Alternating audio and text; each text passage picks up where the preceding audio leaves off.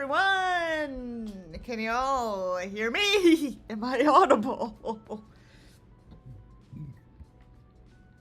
Just had like some chips before I started streaming, so I'm gonna turn my fan off. It's freezing as hell in here.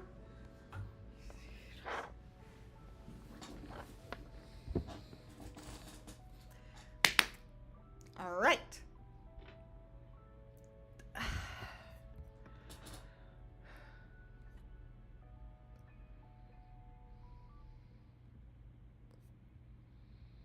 All right, hello Super Duck, hello Harmonica Goose, and welcome everyone who happens to be watching at this very moment.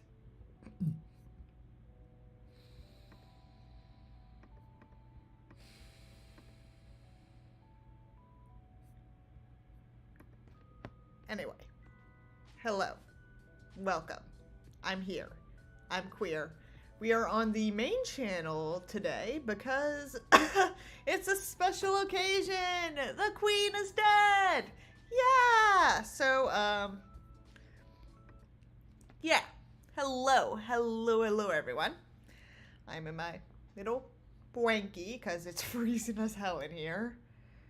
I had my AC on, but we are having a bit of a cold front, so yeah.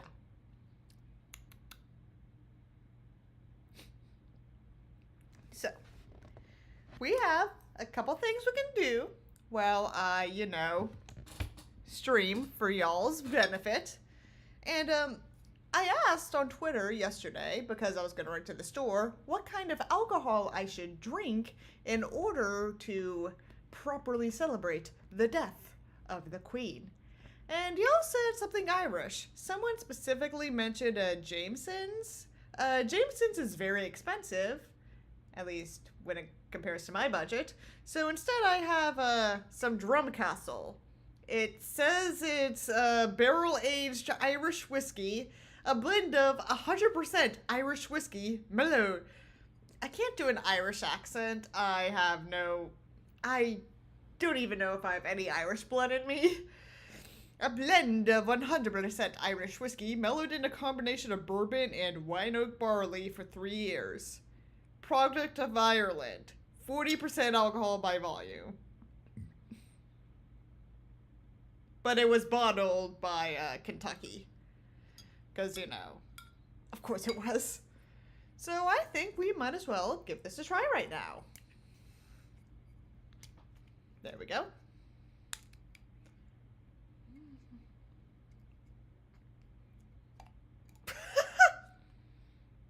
Ooh, this smells strong. Like, I'm not usually a hard alcohol person. I'm more of a wine mom. In fact, I have some Cabernet here as well, in case I don't like this whiskey. But, I figured, it's a special occasion. You might as well try something a little new.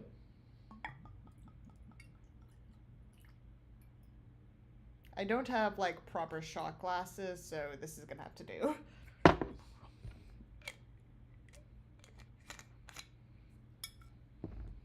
All right. Cheers to the death of the Wicked Witch of Western civilization. The Wicked Witch of Western civilization, I guess. All right, let's drink. Ooh, ooh, ooh. Oh my god. Oh my god.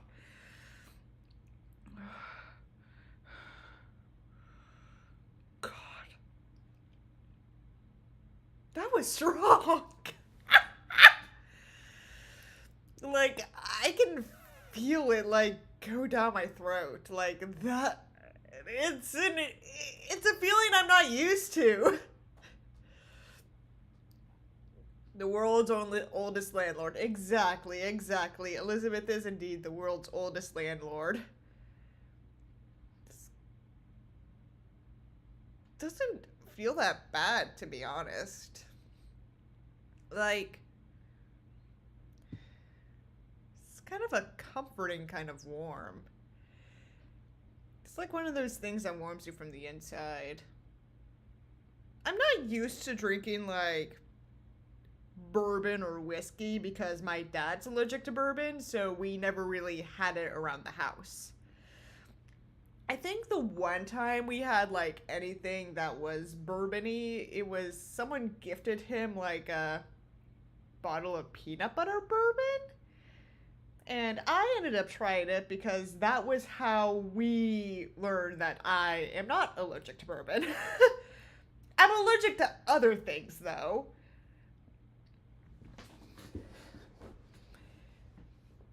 And it's an experience. Being like her being gone is the feeling you get when that mean teacher leaves the classroom. You know, I think this whiskey is a good metaphor for the Queen dying. Also, hello Annabelle Rose, welcome. Because it's surprising, you don't expect it, but you feel comforted, warm even, and you want to experience it again. Speaking of which, ooh.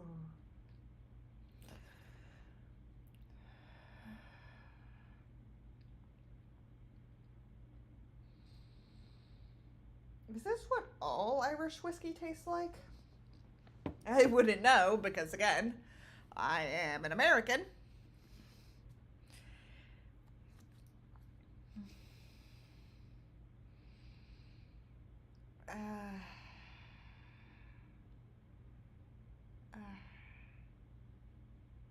Didn't the Queen cause a lot of discrimination? Yes.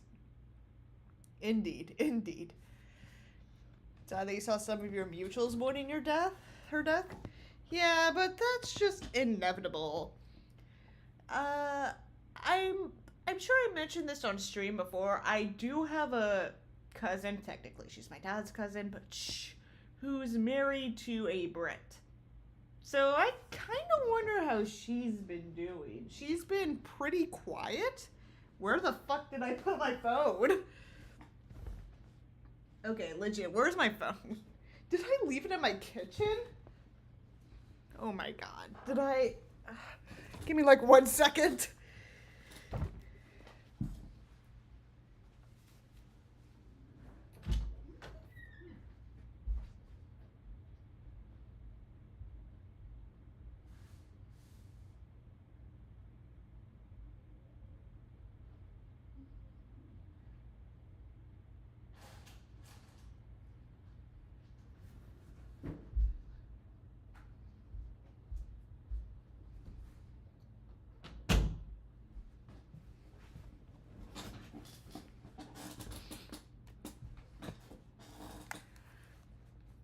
I left it in my bathroom because of course I fucking did. So, thank you, Etsy. The final costume I need for the James Bond video is almost here. It's supposed to be delivered later today. Yay. And let's see how my cousin's been reacting. I'm not gonna show it like on screen because, you know, privacy and everything. But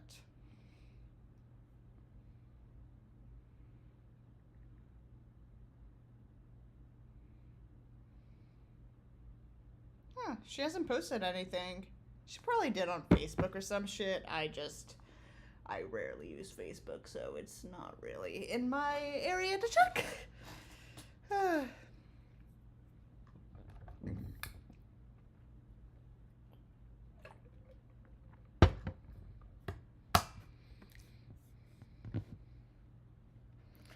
So, I kind of want to put some music on, so I'm gonna, I know that, like, I don't think desktop audio works. Does it work on this setup? Because I know it's harder for you to do it on Mac.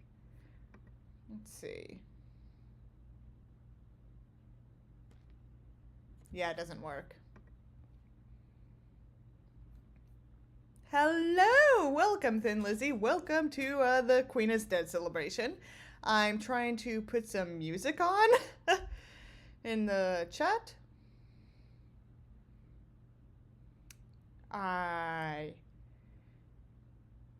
No, I can't do that. But I can do something else.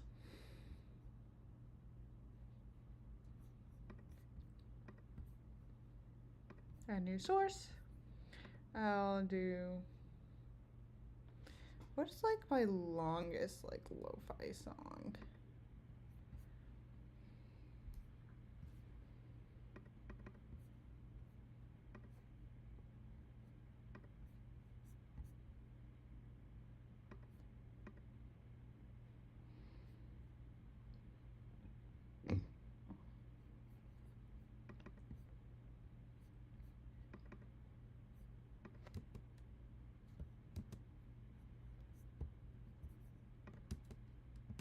Trying to find my longest one.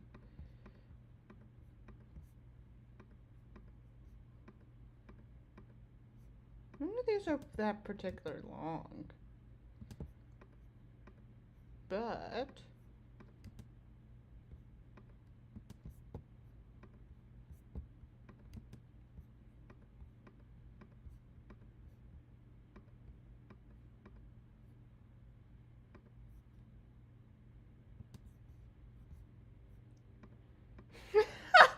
I'm sorry, I'm just trying to like find a good song to play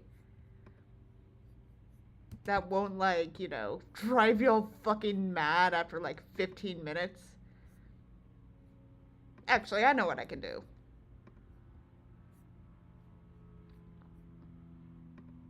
No, wait, no, those are M4As. Play some of the witches. I don't want to get this copyrighted though. Like, I want to still, you know, make money off of this shit.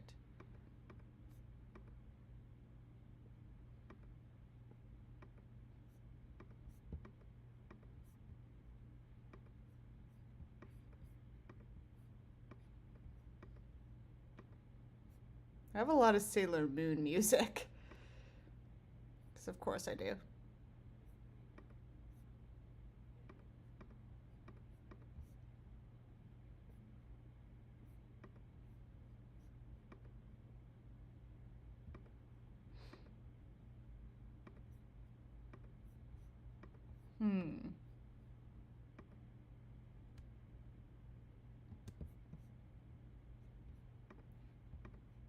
Her death put me in a real good mood. Probably swing my mom. Yeah, exactly.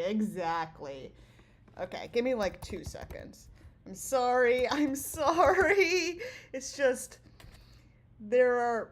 with my Mac, I can't necessarily like play straight from my desktop, so I have to like find my music elsewhere.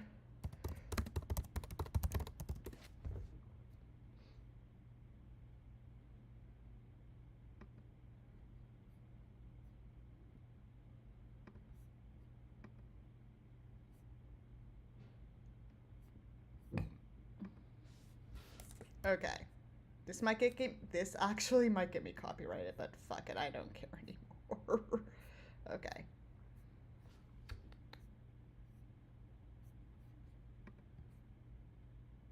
I've been in like a real good mood all day. I think actually like the people at the store thought I was on something because I was just like pepping around, just like in an absolutely good mood at a time when like you wouldn't expect someone like that to just walk around, I don't know, a Kroger.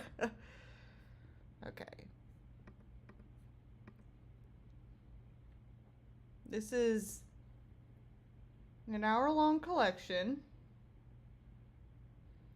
Hopefully, looks like 7 of these songs are copyrighted, but it doesn't matter.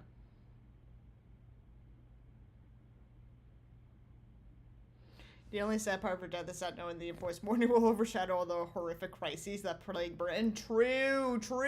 Like, isn't there, like, that one, like, morning show that, like, has the spin the wheel and we might just pay your energy bills? Maybe! Because that's, like, that's totally fucked. And, like, I know the US isn't any better. In fact, like, Louisiana's been having a bit of a controversy with their largest like energy company, which, yeah, it's just the way it is. But you know what? I feel kind of sorry for you, Briss, because like y'all are gonna have it really hard right now. Y'all are gonna have to like pretend that you care about this shit when you know your world is fucking dying. Okay. Media source, ad source, news source, ad source, browse. Where did it save? Why did it save in the bond folder? Whatever.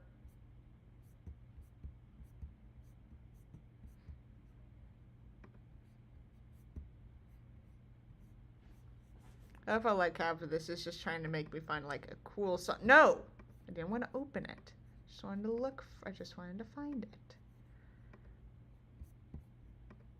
Now that I know where it is, I can put it in.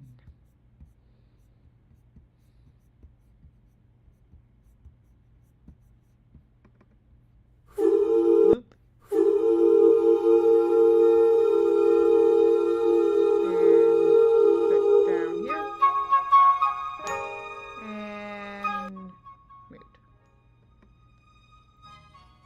There we go. Is the audio balance okay, y'all?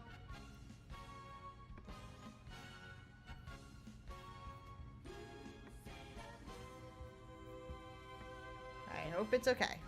I'm praying to God it's okay. And I'll listen along.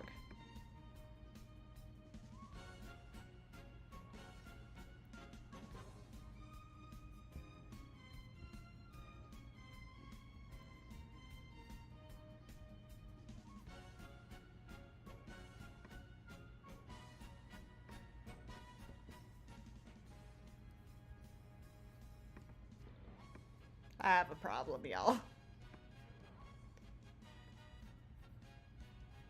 Okay, so now that we've had our joyous music chosen for this lovely, lovely occasion, I have a few things here. So, I know I've mentioned these before, but I made like little books for all of the infamous fan fictions I am aware of. Some of them are the very infamous ones, like My Immortal, and some of them are just stuff that I've happened to stumble across all these years. These are prototypes, and I plan on giving these. I plan on giving these as Patreon rewards eventually. So we have the fan fiction about Queen, I Will Find You Anywhere You Go, which is about our self-insert, Ryan Elliott Stevens, being adopted by Adam Lambert merely a day after they meet. So, yeah, there's that. We also have The Royals, Swedish-American Royal Love Story. This is the deluxe edition, which also has the drinking game. Ooh, I might actually do the drinking game. But I also still have the original prop for my Prince of Mars video, the Prince of Mars fanfiction, which isn't, like, bad. It's heavily flawed, but it is what it is, and it's not self-serving at all, for the least. I found what? What did I find, Super Dark? The Queen fanfiction? I just kind of like screen capped it, all the chapters, like while it was still up, and I managed to... It was a very excruciating process to try and convert it into text, but it is indeed in here. And I know I said I would do like a live rereading of this once I reach like a certain amount on Patreon, but I'm very tempted to read it now. Oh, Swedish American, etc., etc. It was on Tumblr. I could easily just like copy and paste it, which is what I pretty much did.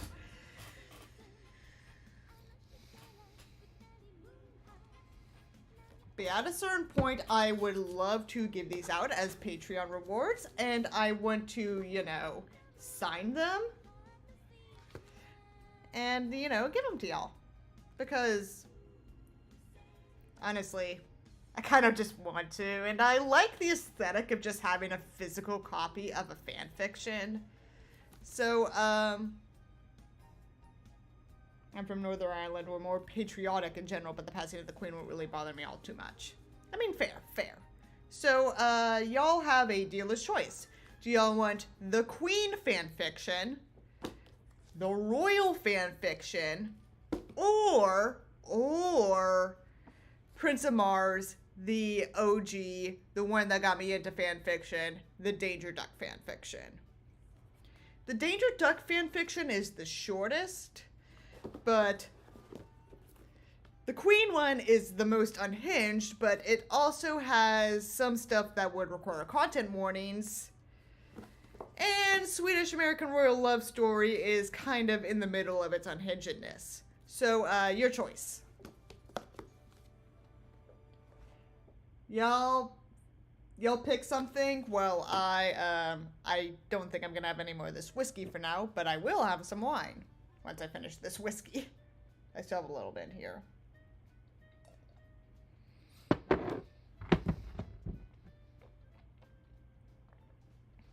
Ooh.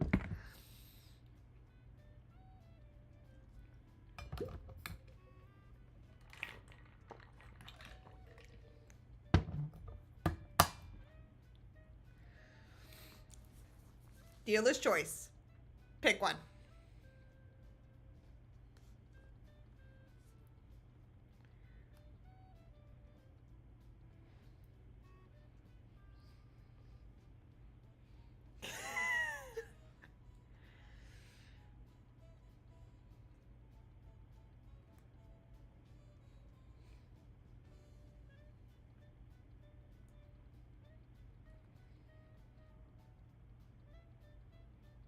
We're gonna keep doing this until you pick one. Danger Duck. I actually haven't read, like, the Danger Duck one properly as well, so... yeah, let's do Danger Duck. We will... I'm going to reread this one eventually, but that's a Patreon goal. And, of course, we're going to play the drinking game for this one at some point. Today is just not the day. So, we're going to do Prince of Mars by Girl with No Life, which I did a video on. It was the last of the 2010 trilogy, where I discussed 3 pieces of media that heavily impacted me when I was 10 years old, and this was one of them, because it introduced me to fan fiction. It is why I will permanently associate Hollywood from Cool World as a fictional OC. That is the life I am cursed to live. Where was I? Oh yeah, one more order of business before I begin.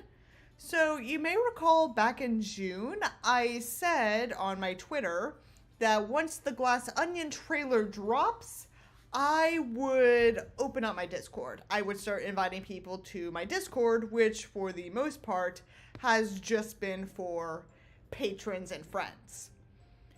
The teaser trailer has dropped. Now, originally, my plan was for, like, you know, the official trailer, the real trailer, like, the 2-minute one where they, like, show a bit of the plot or whatever. But since the Queen is dead, I'm gonna open it today. Not yet.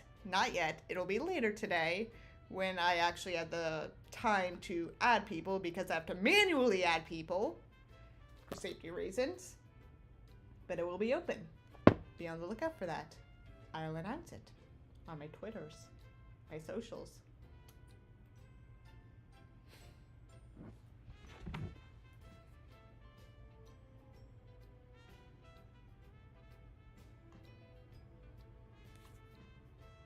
So I'm gonna...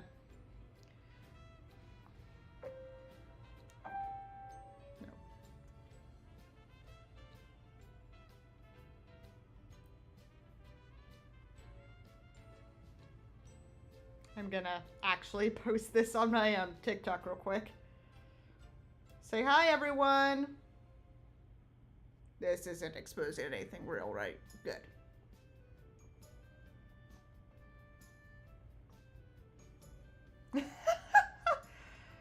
The Queen's dead. I'm happy. I'm streaming now. Please, come. I am so lonely.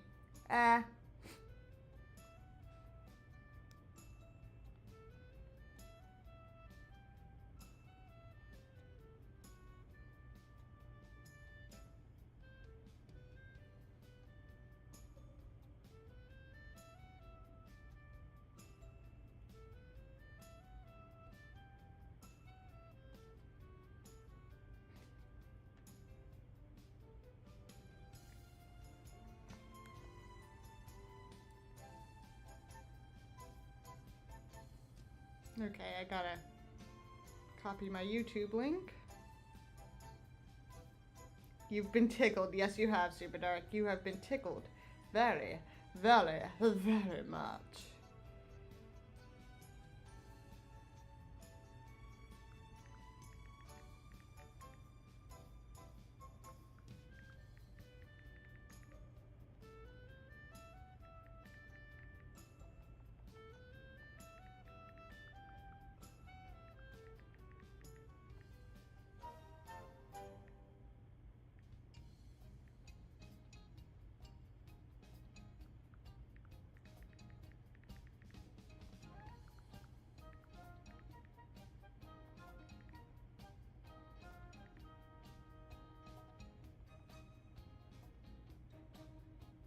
So while that is being dealt with, I'm gonna pour myself some wine, and we'll read Prince of Mars: The Danger Duck fanfiction, which is the only one of the three that I have not read in some shape or form on YouTube. Like, in terms of like an actual read. Also, this is not what the book is going to look like once I start offering these books as patron rewards. It has a different design now. I just made this as a prop. So, I'm gonna play some darker music now. So we can get into, you know, the mood! And, dear God. I'm putting way too much thought into this.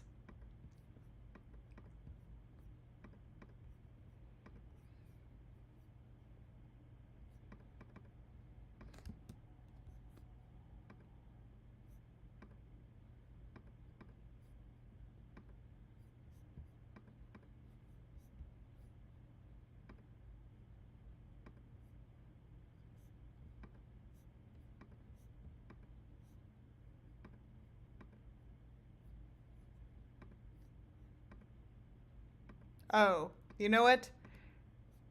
There's only one thing that is okay. If we're gonna go like this total nostalgia route, there is like one song.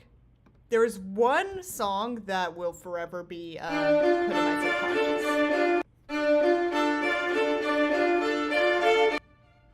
This is the Concerto Grosso by Vivaldi. It is the I've been tortured by knowing this song since I was 13.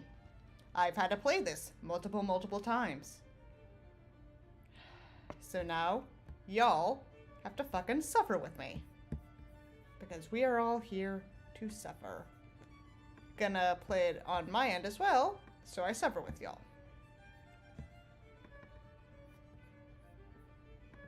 Okay.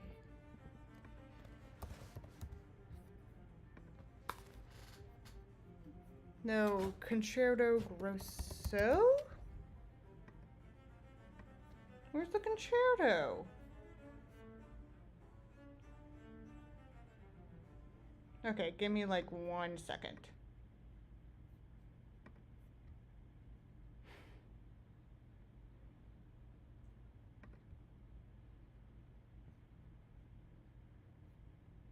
It's in D minor.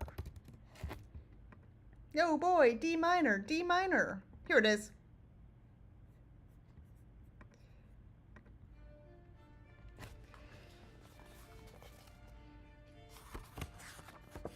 Prince of Mars, a Danger Duck fanfiction by a girl with no life.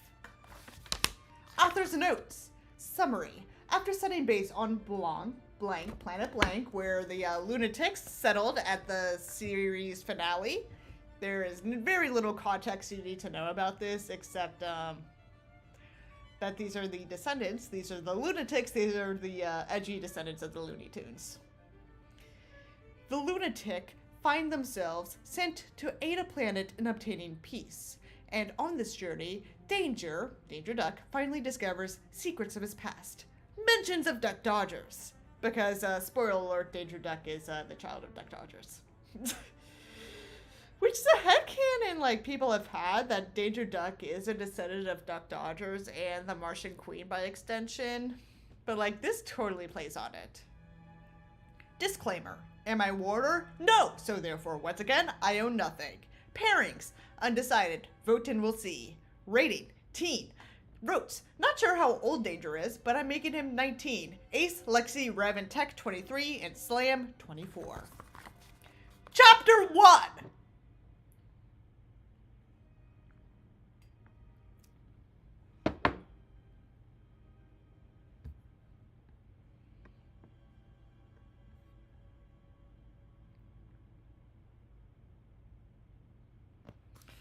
In the year 2753, on the planet Acmetropolis, on a cliff outside of the city, was Old Orphanage. In this orphanage, a middle-aged woman and an old toon cat, so we already are in the bestiality part of the future, both let out tired sighs. Oh. Oi, bite! The man said as he took a seat and leaned back, setting his feet on the once clean table. His wife frowned at him as he did. Not as much as you're going to be if you don't get your dirty paws off my table, she huffed as she grabbed his feet and flipped him over. She ignored his ow as she used an old rag to wipe the dirt off the table. Brought to you by the Department of Redundancy Department, of course. Honestly, she said as she looked at him through the corner of her eye, 50 children, and you act worse than any of them. Oh, really? What about Siamese? The cat said as he pushed the chair back up. Oh, he'll grow out of his cowboy stage eventually, the woman laughed. And Wacko... Ah! 1 second. And Wacko, Yakko, and Dot, the Animaniacs. Because of course they're the fucking Animaniacs. Everything is like... Almost everything's like a reference to a previous Looney Tunes thing. Like, shiza, man. Well, that's a whole different story altogether. She walked over to a window where she pressed the button and opened it. Ah, the stars are so lovely tonight. Really? The old tabby asked as he joined his wife. Oh, yes. Sigh. Remind of when you proposed to me. Like, I know what she's trying to say here. It's just, you can tell this went through no edits. Which, I guess it adds to the aesthetic. She said dreamily. The tabby gave her a weird look. I'll propose to you during the die, he said with a frown. Well, go fuck off, mate. It might have been at a planetarium. Y'all live in, like, what? 700 years in the future? Like, y'all probably have, like, technology that allows for the stars to happen during a proposal. Like, come on, mate.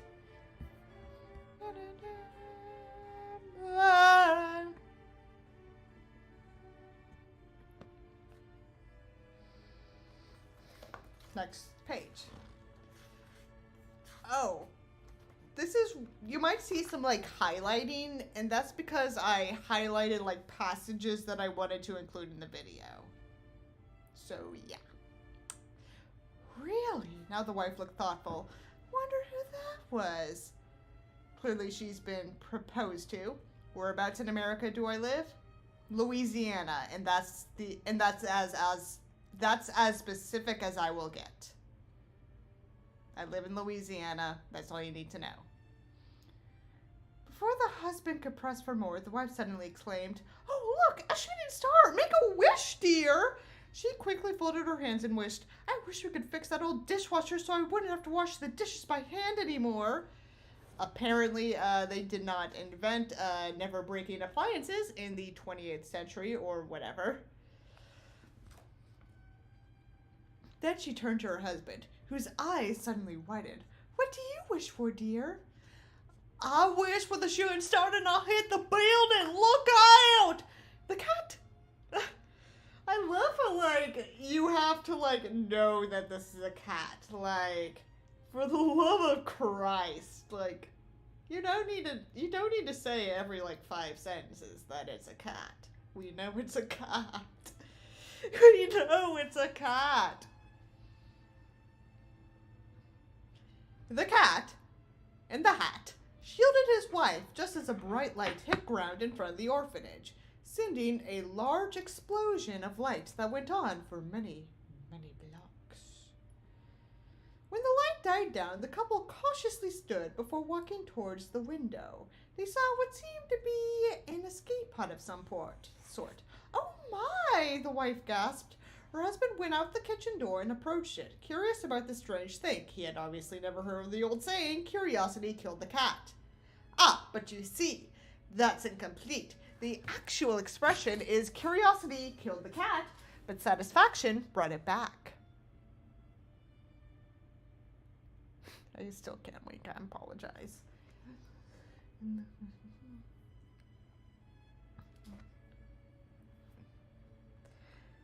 When he was close enough, the pod suddenly opened, and through the smoke he heard a crying that he had become accustomed to over his long years. A baby crying. He crawled closer to the pod, and inside, resting on red leather, he saw a small black duck crying its poor little lungs out. Wow! What is that? Death of the Queen will be quite polarizing in my country, especially to Irish Republicans. I can imagine. I mean, considering where I live, life is just going to go on as normal. So, it is what it is. He heard the voice of a child ask from the building behind him. Due to the crash, all children had awakened and were curiously looking at the space pod that had landed. Is it an alien?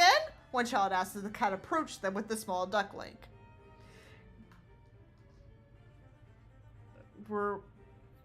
This is like one of my favorite lines.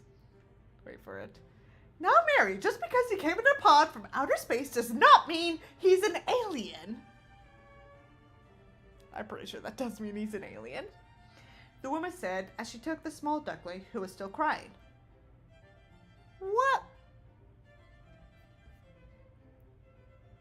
What is he then? Well, he could be a baby astronaut.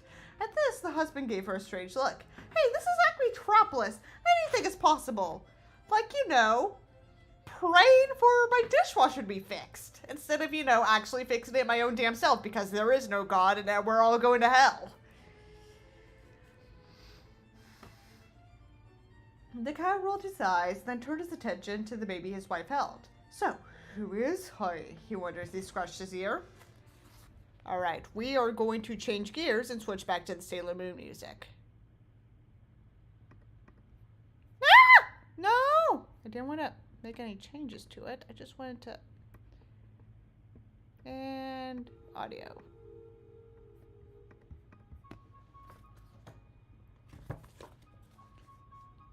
Years later, on a planet in the center of the universe, on a planet named Blank, a young black duck let out an irritated growl as he quacked. That is, quacked for reference is this universe's terminology for teleportation. I say that because they're going to use that term a lot.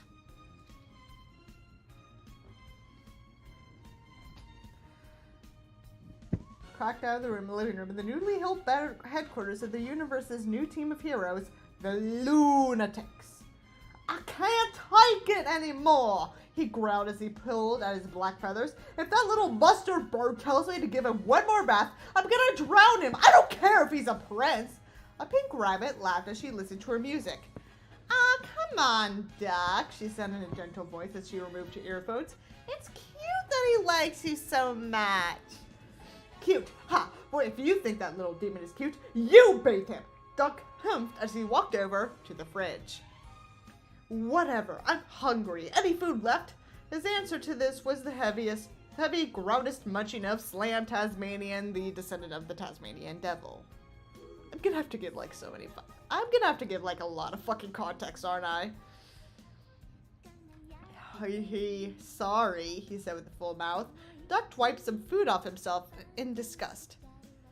Nothing is more precious than passionate and self-serious fanfic by children about silly cartoon shows. I actually don't know how old Girl with No Life was when she wrote this. I think she had to have been a teenager at the time. But at least, unlike, say, Mr. Bad Guy 26, she at least, tried to build her own world instead of trying to invade the worlds of others. Important distinction. That's what Ryan is all about. And, you can tell, none of these characters are author inserts. Which is good. That's good.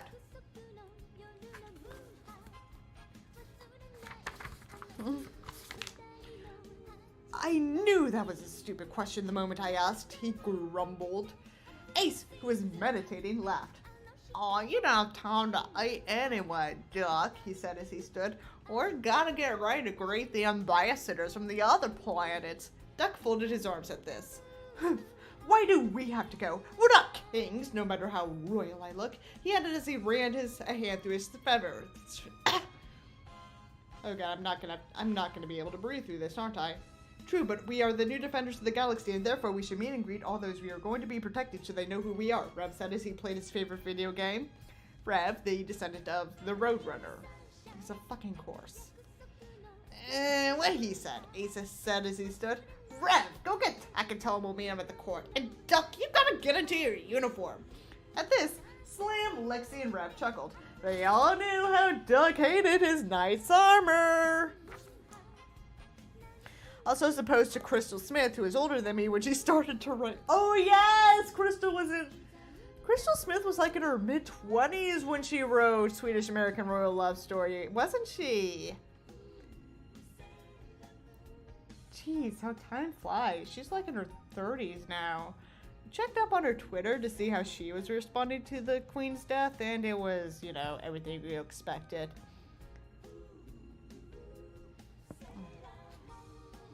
Also, her politics are still shit, but that's to be expected. Yeah, he huffed as he folded his arms angrily. Whatever Chicken Little wants. With that, he quacked out of the room. Meanwhile, at a lady base, a large diamond ship was landing along with several others.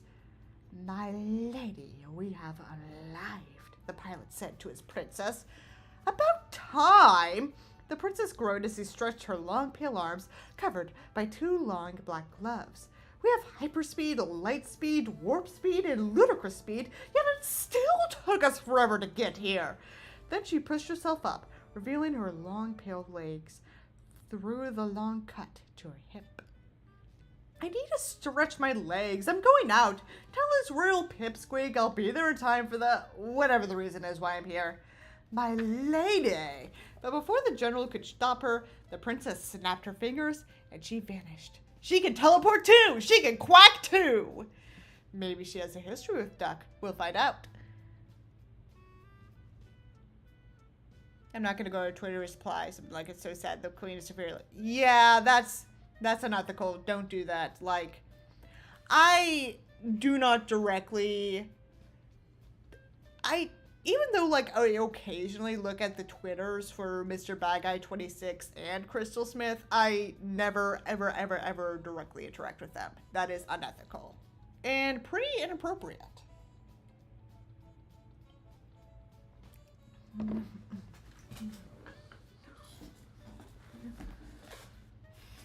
Okay.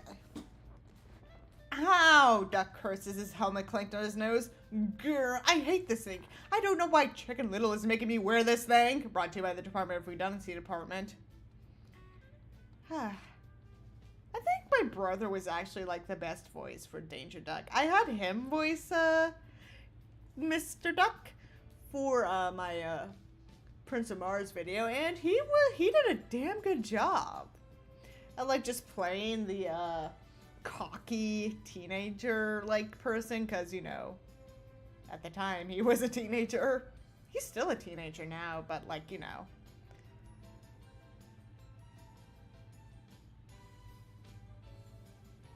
Yeah.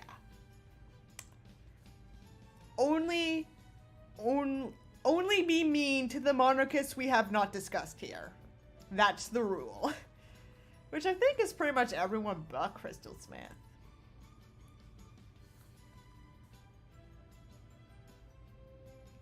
He grumbled as he tugged on it, trying to make it more comfortable. Damn it, of all the things he hated, this be in the top 5. He suddenly touched the magic jewel around his neck. He had recently learned that this jewel was the key, that activated the staff that opened all the worm gates to the other worlds. Just a month ago, an enemy no deuce had tried to use both to control the worm gates, but luckily, the lunatics had defeated him. As Duck stared at the gem in his hand, he wondered why Tweedums, the descendant of Tweety, trusted him with it. Who knows what goes through Mustard Beak's tiny little head. He then let out a little cry as he tripped forward. Damn it! If it weren't for the fact I had to face Chicken Nugget, I'd quack there, he growled. Then he heard a high-pitched laughter behind him that sounded eerily familiar to Duck. Still tripping over your own 2 feet, Quackers? He heard a female voice say. I actually did like all the lines for this character. I think I still have like the negatives of it, or the raws. God, what a time that was. He turned his head and his eyes widened when he saw a curvy, tangerine redhead laughing at him. Think like Jessica Rabbit. The woman was very beautiful and held curves that men dreamed about. Now, usually when Duck saw a woman like this, hearts would fill his eyes, his mouth would be drooling like a dog, and his heart would be doing flips that would win the Olympics first place trophy. However, Changer's mind was too busy running with memories of his childhood. No way, he exclaimed as he scrambled up, his armor clanking together as he did. Gem? The woman smirked and her bright blue eyes danced in the sunlight. Well now, she purred as she tossed her gloved hand to her full pouty lips. Never thought I'd see you here. My, the people you meet when you travel. But what are you doing here? Duck yelled, his eyes wide. When he was a child, Jim used to be a girl at the orphanage who used to boss him and Pinkster, the descendant of Porky Pig, around. Like they were her slaves. Even after she had been adopted, she would come to the orphanage and ask if he had been adopted or not. Oh my god. Just like so fucking cruel. I was invited, Quackers dear, unlike some mammals. He's a duck. People love to see me in my gorgeous self. Jim cued as she thrust her hip toward him. How about you? A bit early for trick-or-treating. No? Bad Danger hopped as he straightened himself out. I'll have you know that I'm a superhero now, Jimmy babe. He tried to make himself a bit more dignified and heroic, but his helmet clinked shut on him, ruining the image. I know I said this in like my video on this book, but I do enjoy how, you know, the characters stay in character and like no one bends over backwards for like an OC. It's a pleasant like change from everything. Oh, really? Jem said as she gave him a taunting look. Even through his helmet obstructed his vision, Duck could just see. No, wait, Duck could just see the laughter in her eyes. It's true, I tell ya, he said as he yelled as he ripped his helmet off. I'll have you know that I've seen Acme Tropolis dozens of times. And doomed it, I'm sure, Jem grinned as she walked around him. So you went from a poor boy to hero, hmm? Yeah, you like Pinkster on our 6th Halloween. Dr. Duck was fuming a little now. You could almost see the stem and ears. First off, I do not. Second, the only reason I'm wearing this stupid thing is because that little nugget is making me, he hollered. Jim blinked. Chicken Little, you're working for that little canary bird? She asked, almost laughing as she spoke. Duck turned red with embarrassment and anger. I am not. I'm just humoring him. Baka! He yelled, which was half true. Sure, Jim giggled. Duck was about to start yelling at her when he noticed that she pulling an emerald the size of Slam's head around on a leash. Which is one of those things you would normally, notice right away, but, Plot! Yow! He cried with joy when he saw it. His eyes rolled like the slot machines in Vegas until they stopped on Emerald. Yowzers, that's the biggest emerald I've ever seen! Where the heck did you get it? Let's just say I have a special touch. Jim grinned as eyes flashed for a moment, but such a trinket is nothing to a princess such as myself. Yeah, Duck sighed in annoyance. During their childhood, Jem was always calling herself a princess and acted like a spoiled little one, always demanding that she gets what she wants when she wanted. That attitude had made her many enemies, but Jem was always clever and strong enough that no one could ever even touch her. That, and she usually used Pinkster and Duck as shields. So, seriously, where'd you get it? I told him a princess, dummy! Jem pouted as she whipped the emerald away from Duck, who was drooling over it with greedy lies. He fell forward into the stone path when the jewel was whipped away from him. I'll have you know that I am now the ruler of one of the war planets known as Carvia. By the way, I am known as Calamity now. Good old Calamity. Good old Calamity. Whom I'll forever associate Hollywood with for reasons we will see if we manage to get that far in this.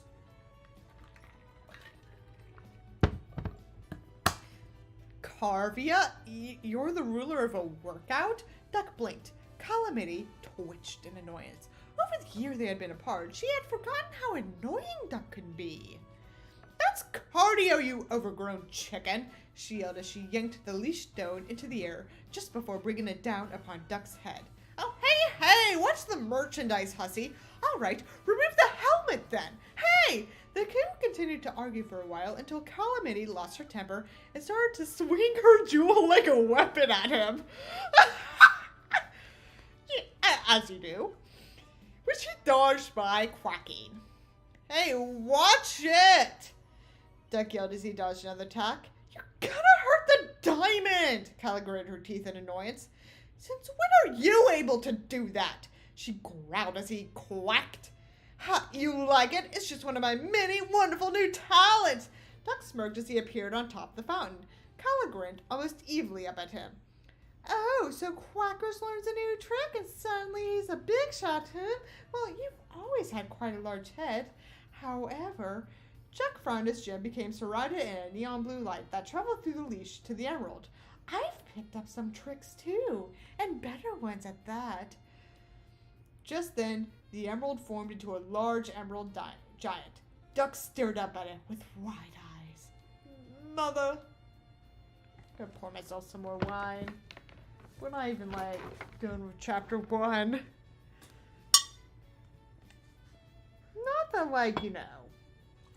this fanfiction's, bad in that sense. It's just silly.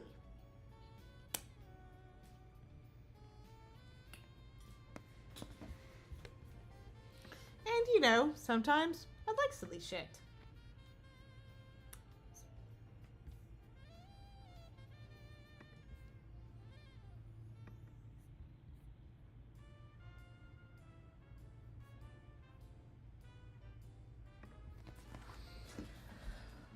Okay.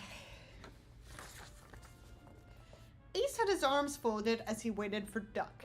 Damn it, where is he? No, this is Ace. Damn it, where is he? He wondered as he tapped his foot impatiently. They were right outside the doors to the council room where the officials of a few other planets were waiting. No, wait, this is Tech. Knowing him, probably goofing off somewhere, Tech said as he checked all the security alarms on his handheld computer. Ace sighed at that. He was probably right, but a few minutes ago he had gotten the feeling Duck was in some sort of trouble. And he was usually right about that stuff. Does Mr. Duck know how important to... No, wait, no. Scratch that.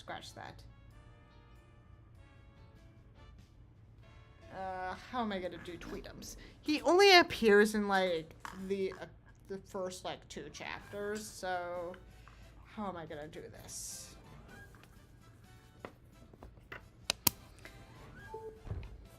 Does Mr. Duck know how important today is? Tweetums asked. Today, the princess from a war planet is coming, and if we mess up, it would be very bad. That's why it's important Mr. Duck is here. Yeah, I've made to ask, what's a war planet? Who's the princess? Why are both so important? Rev asked in his usual quick tone. Ooh, woo. Slam blinked, not catching a word. I'm wondering that thing myself, Tech said. A war planet is a planet that invades other worlds and conquers them. So far, there are 8 war planets. Clearly, there are going to be more because the queen is dead now. Mars, Carvia, Pluto, Licto, Uraba, Area, Io, and what a cute... I don't know if those last 5 are references or if they're like just girl with no life just slamming on the keyboard a couple times, but okay. Tweetums explained.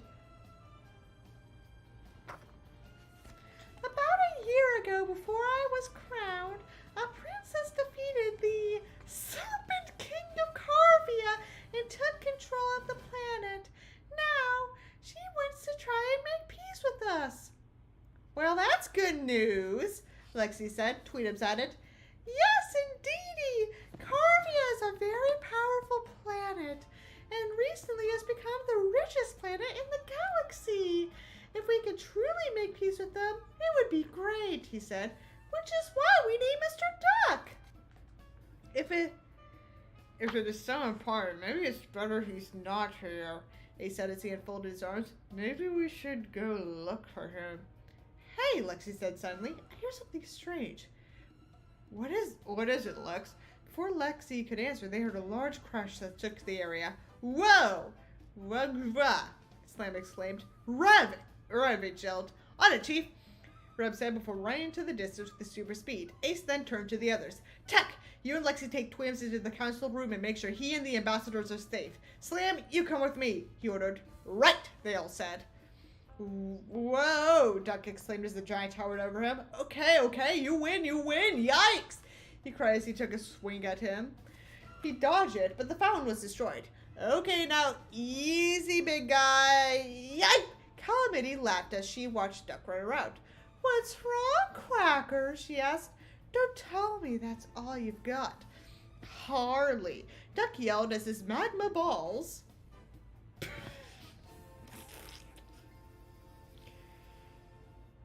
Very poor word choice there. Duck yelled as his magma balls appeared in his hands. I've only just begun.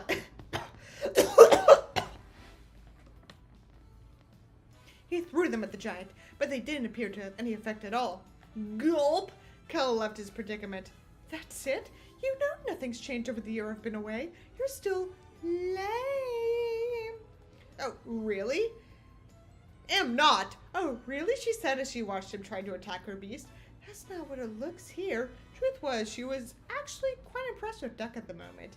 He had acquired some interesting powers, but unfortunately, they weren't strong enough at the moment to defeat her golem. She then looked up at the clock tower and noticed the time. Whoops! Playtime's over! For that, she snapped her fingers, and the emerald turned to normal. Better than Legma, I suppose. Jack gasped his blink to confusion. What? Hello, the meeting? Kala said as she pointed at the clock. Like I said, people love to see me, and right now have to be seen by several ambassadors and a baby chick. And whether you are a hero or Baby Meek's toy, I'm guessing you have to be there, no? Duck glared at her as she grinned. You're despicable, he drawled. Suddenly, Rev ran right between them.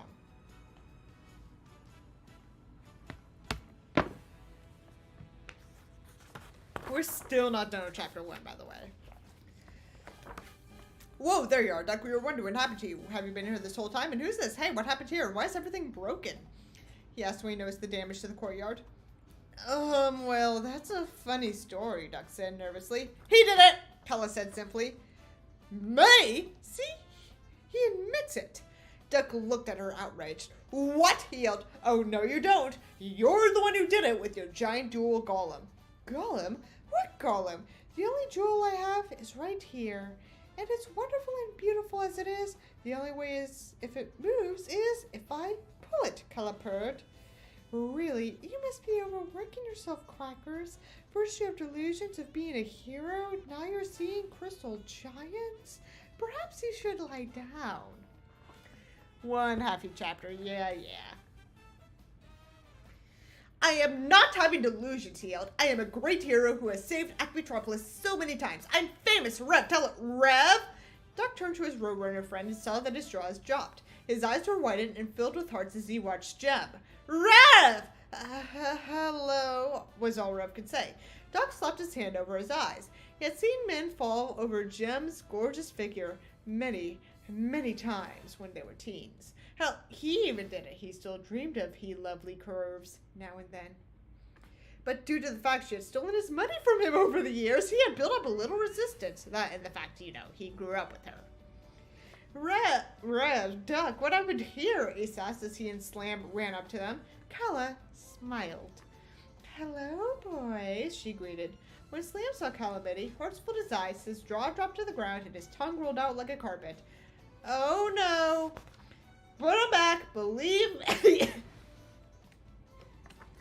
Jesus Christ, how long is this chapter? 20 pages. This chapter is 20 pages. The book total is 176. So, yeah, make it that much well. Oh no, Duck said as he quickly ran over to him and Rev. Put him back. Believe me, you not want to get involved with her. I'm still trying to get uninvolved. With that, he rolled up Slam's tongue and put Rev's eyes back in his head. Oh, don't be jealous, Quackers. Calamity purred as she hugged him to her fully blossomed chest.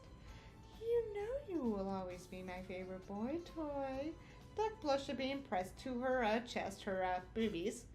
But he managed to regain himself. You mean slave, he started as he released himself. Of course, love. What would I mean? So, you're a friend of Duck's? Ace interrupted as he watched them. Duck and Gem started to look. Why not? Gem shrugged as they looked away from one another. We'll go with that for now, Duck muttered. Ace gave them a suspicious look.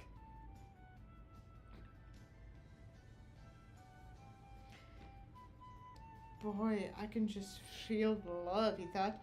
Gem took a step towards him, her hips swaying side to side sexily as she did. I am Princess Calamity, she said as she held her hand out to him, ruler of Carvia. Nice to meet you, Princess, Ace said, slightly nervous. Other than Zadavia, he had never met a princess and was unsure of what to do. He finally decided to shake her hand. She held out. I'm Ace, leader of the lunatics. From the raised, almost unamused eyebrows she raised, he could tell that wasn't right, but she didn't say anything. Carvia, huh? Duck muttered. Sounds like a snack made from fish. Kara twitched before smacking him with her gem again. That's caviar, you dolt. That's why you shouldn't have skipped classes in school. Ow, Duck cried. Hey, watch it. That's jewel abuse. Don't worry, you've got a pretty soft head. Better than a hard head. How dare you? All right, Ace interrupted as he pulled Duck aside. Duck, be nice. He hissed to him, so the princess wouldn't hear. Me? She's the one smacking me with jewels and turning them into monsters. Duck hissed back. What? What? While they were whispering with each other, Kala decided to play with the other two a little. So you're Duck's friends, she asked. Pleasure to meet you. Any friend of Quacker's has my sympathies. Do you have names? Sam was so struck by Kala's beauty and many curved that he was speechless, and briefly so was Rev. However, he managed to recover his tongue long enough to speak. Oh, pleasure to meet you. I'm Rev and this is Slam. So you're the Princess of Carvia? Well, I never thought a war princess would look anything like you. Not that there's anything wrong with the way you look. I like the way you look. I mean, you look great. Rev said, blushing towards the end. He pretty was all Slam could say. Loving the way they were adoring her, Kala fluffed her long red hair. Why, thank you, she said. You boys aren't too bad yourselves. Which makes me wonder why you hang out with the ugly duckling over there. I heard that, Duck yelled. You weren't supposed to. Why, you duck, Ace said as he pulled it back. Are you trying to start a war? She started it, Duck insisted. 13 years ago, when she took my wagon and ordered me to pull her around like a mule. Well, you acted like one, Kelly yelled back. Duck glared at her. Did she have supersonic hearing like Lexi? Well, at least I don't act like a spoiled little bitch. Duck, Ace scolded. That was years ago. Maybe she's changed. Can't you give her a chance? To what? Cut off my head? Duck exclaimed as he clutched his throat. Look, you don't know her. I spent 13 years with that broad. She's greedy, convenient, sneaky, egotistic, and she stole my Misty Breeze action figure. He yelled the last part to make sure Kyla heard him. That was mine, she yelled back as she rolled her eyes. Was not. It was mine because I said so. Once again, Ace had to yank Duck back. You do realize you just described yourself in a nutshell, right? He said. Look, I don't know what's going on between you two, but if you upset her, you can start a galactic war. You want that? Duck looked thoughtful. Be nice to the mistress of evil or start a galactic war. Duck! Oh, all right, he sighed irritably. But if she asks, I'm a great hero worshipped by women everywhere. With that, he placed his helmet back on his head and walked away. Ace rolled his eyes. Whatever you say, Duck, he said. Alright, we're almost done. At the council room, Lexi could feel the tension between the ambassadors. Most of them seemed fine with each other, except for the Carvians, who were patiently awaiting their ruler. Tweeps explains that since the Carvians had attacked and tried to conquer many of the planets of the ambassadors in the room, so the tension was natural. Lexi shifted uneasily as she took a glance at the warriors. They were tall creatures with snake-like bodies, long arms that had sword-like claws and crocodile heads. Creepy, Lexi thought. I wonder what their ruler's like. As she thought this, she heard the whispers of the other ambassadors. I can't believe I actually came. Tell me about it. I'm nervous just being in the same room as those war fiends. I should have brought more guards.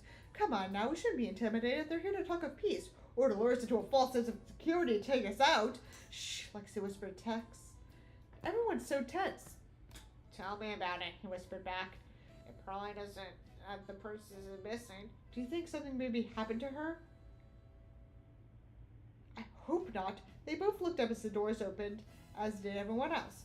Announcing Princess Calamity of Carvia, Ace called out weirdly, as he and the rest of the lunatics entered.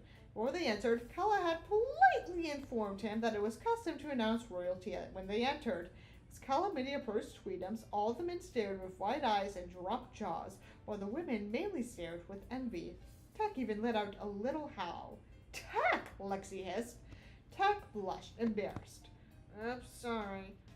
Princess Calamity! Tweedums greeted with a slight bow. Welcome to Planet Blank. It's a pleasure to be here. I'm so honored that you'd have me, Kala said as she handed a leash of her emerald to one of her guards. Bullshitter, Duck and Kala's guards thought as they watched her. Forgive me for being so late, and I'm afraid I got quite lost, she continued. I was really lucky when your knight found me. Everyone slightly turned their head towards Duck as suddenly the ambassador of Earth leaped up and exclaimed, Dodgers? And that's going to do it for me today.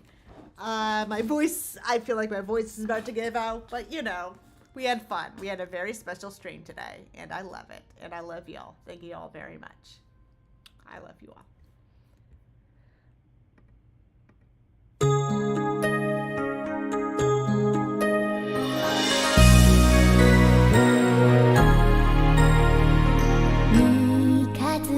Shine.